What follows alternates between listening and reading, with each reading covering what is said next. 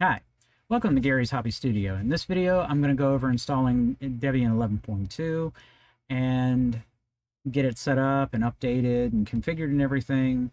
So let's go ahead and get started. All right, so here's everything here. Let's go ahead and start the VM.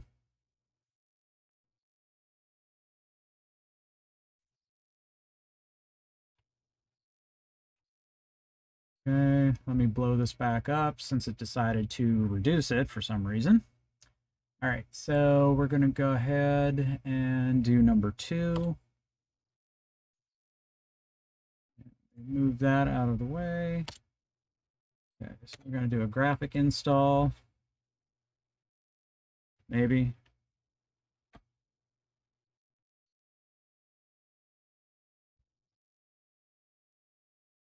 All right, so here's where you would select your language. Mine's obviously English. You would select your location and the type of keyboard.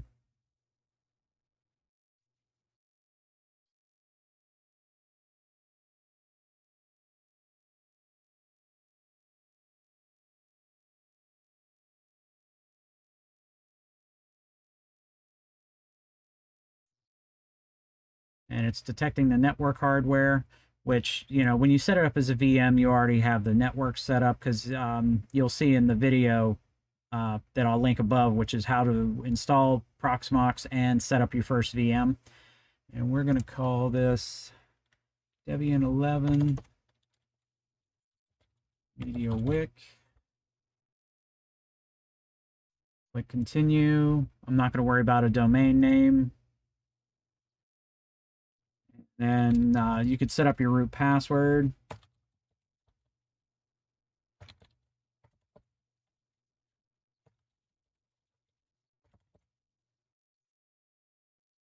And for some reason, I didn't type correctly.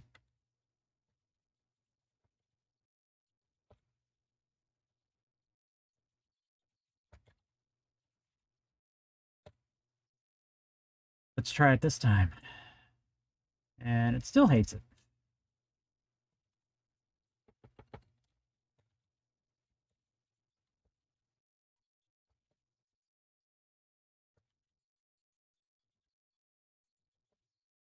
Third time should be the charm. Probably won't. Hey! So we're going to call this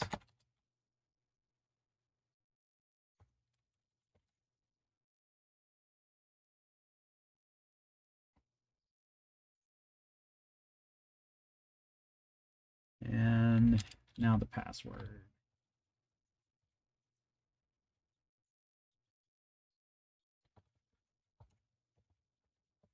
You can make these passwords anything you want. You want to make them as secure as possible, because you don't want the passwords to be too weak in case somebody does hack into your network. Because what I'm showing you is how to set this up as a private media wick on your network. It's not going to be public facing or anything. I really don't put anything public facing just because of the fact of security. So you would select your time zone. Obviously mine's going to be Eastern. And it's going to detect the disks, loading components. Okay, so we want to use the entire disk. So if you, like, if this is on actual hardware and it has, say, you know, Windows 95 on it because the machine's so old, you want to do the entire disk. It'll wipe everything off and remove it for you. So I always select that just because I'm always redoing things and stuff like that. So, but considering if you set this up from the previous tutorial, there'll be nothing there, but you can still select it anyways. So we select that, all files in one partition, and then finish partitioning and write changes to disk. Shows you how it's going to partition it. You select yes to have it write those changes to the disk. And then it's going to partition and format the sections.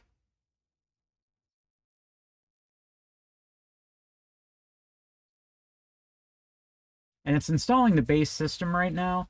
We'll get to a point where we can customize a couple of things with it. I know that on like the Red Hat distributions, anything that's clones from Red Hat, like Oracle Linux, CentOS, Fedora, you can actually tweak and install other packages, a lot more packages.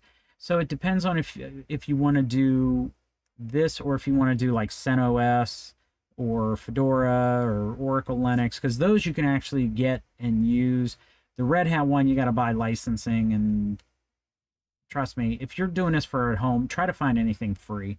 Debian isn't bad because I've got quite a few VMs that run off of Debian. My media, or besides my MediaWik, my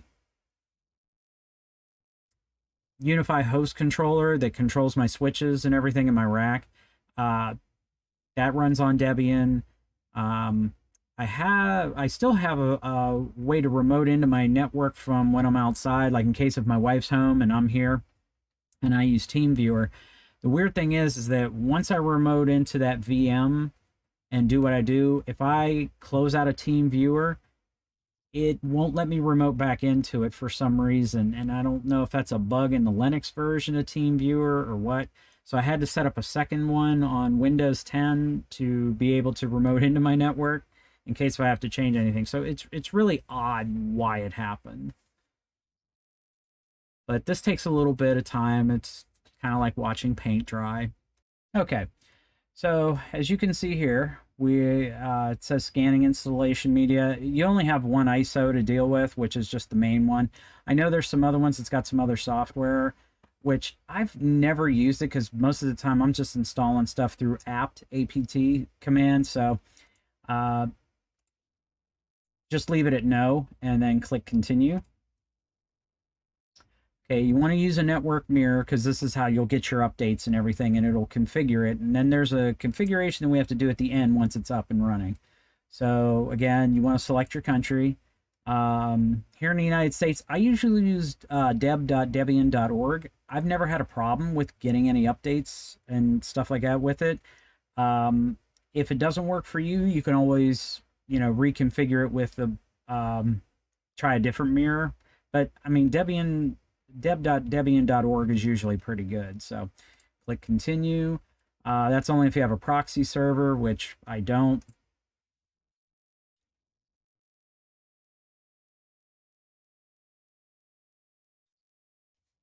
Now it's going to retrieve files and everything. Okay. And here's where you can participate in the package usage survey. Again, I normally don't. So I just leave it at no, click continue.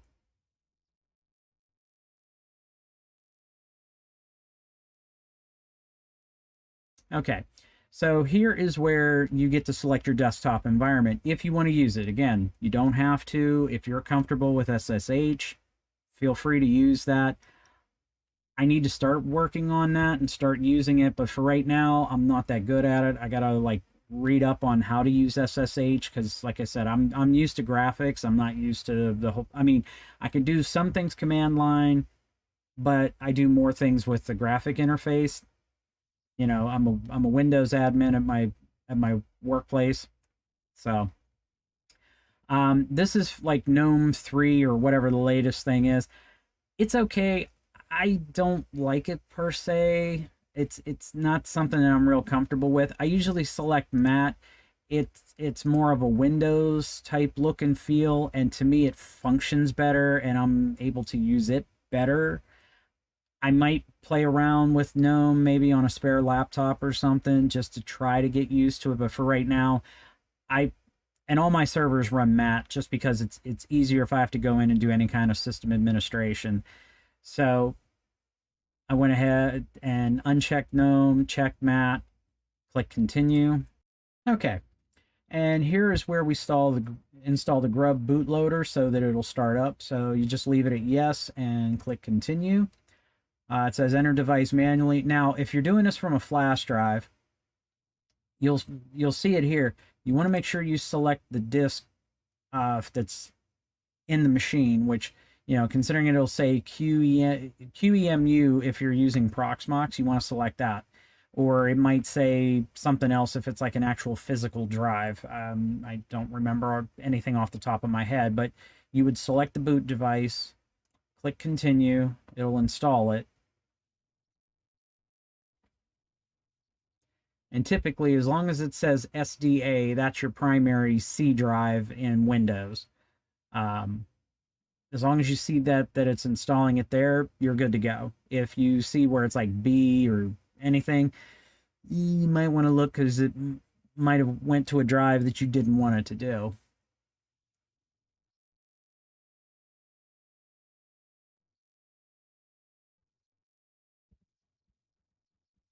Okay, so now it's complete. So you want to click continue so it'll restart.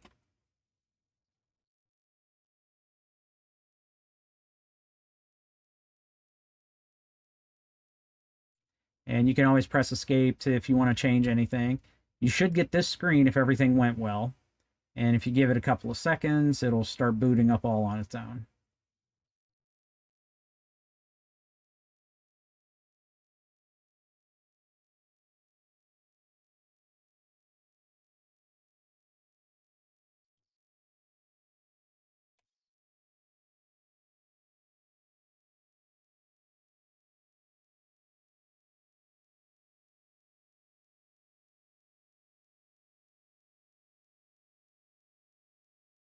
Okay, so when everything's done, you come up to this here. You put in the username that you created,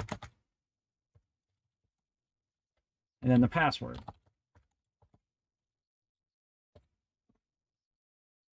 And as you can see, you log in.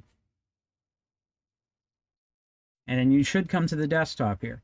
Now, what you want to do now is that there is a config file that you have to modify first. And actually, first thing I want to do for myself is the look and feel, because the white background's kind of bright for me. God only knows what's happening to my eyes, but I noticed it, and I always go with the black matte theming of Debian, which it's easier on my eyes, helps me able to read everything better. You don't have to do it. I'm just letting you know why I'm doing it. So then you want to come here to the matte terminal, and then you want to log in as root.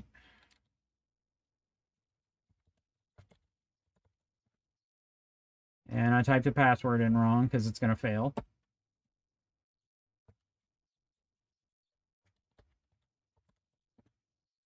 Okay, here we go. Now, I'll show you what will happen if you forget to do this. If you do apt update, and if you put two and signs together, you can string a couple of commands together.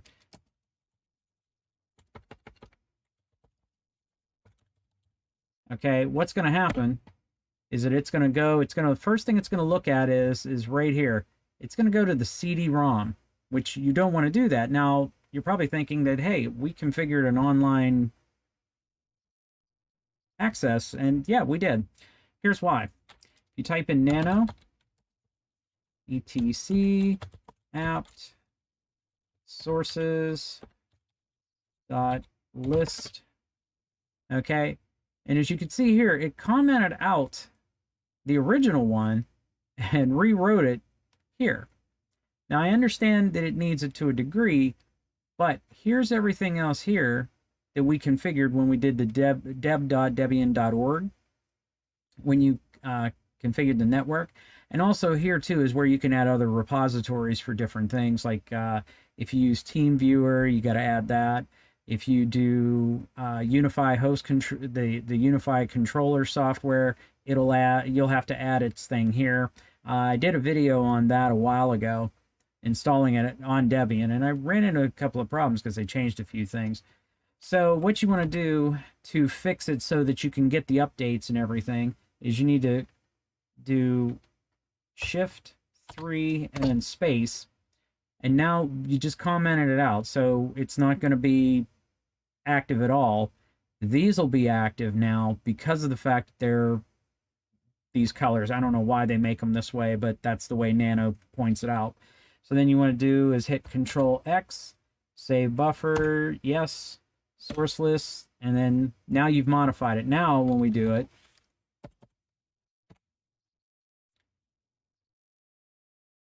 okay, and as you can see, it now actually went out to the internet, hit those repositories, and found everything was already updated because it did it during the installation. But if you don't change it when you need to update down the road, or if you want to install any other packages, it's not going to be able to do it because it's going to look for the CD-ROM, which is what you don't want it to do. So that is how you install Debian 11.2 on Proxmox. These steps will work the same whether it's on actual hardware, like an actual machine. If you use VirtualBox, or at least the installation of the software. Setting up the VM is something different. I use VirtualBox on my laptops for some things, just because the fact it's free and easy. I think VMware Player is free. The configuring is a little different. You'd have to, and I haven't played with it in like a very long time, because I think I tried it out sometime after I started at where I work. Because that's pretty much how I got into virtualization, is because of my workplace. And I think I played with it. It was a little confusing. I know that they also had a free like VM server. And the reason why I know that is because where I worked prior to where I'm working at now, they used it on, I want to say, a Windows XP machine, because Windows XP was still a thing back when I was working for this company. And you could actually run like servers, like, you know, legitimately, because it was kind of like their free version, not so much ESXi, but it was like, it wasn't their player, but it wasn't their pay VMware software. It was kind of like that niche in between. It was a little more than their basic stuff, but it wasn't as advanced as that. And that company had a few things running on it. Now, I don't know if they still do now. I haven't worked there in quite some time. But when I came to where I'm working at now, that's how I got exposed to VirtualBox. And then I just learned about this, I don't know, because I was looking for a hypervisor, and that's a whole other story. Sorry, I digressed. But that's how you set it up. And once you get that part of it set up and everything, you can do whatever you want with it. You can install whatever you want, however you want to do it. Install and configure Debian 11.2. Next video that I'm going to do is going to be how to install MediaWik on this VM, get it configured and everything, and show you how to install the visual editor, create a page, and also how to change the logo in the upper corner. So until next time, as I always like to say, have a good day, guys, and take care.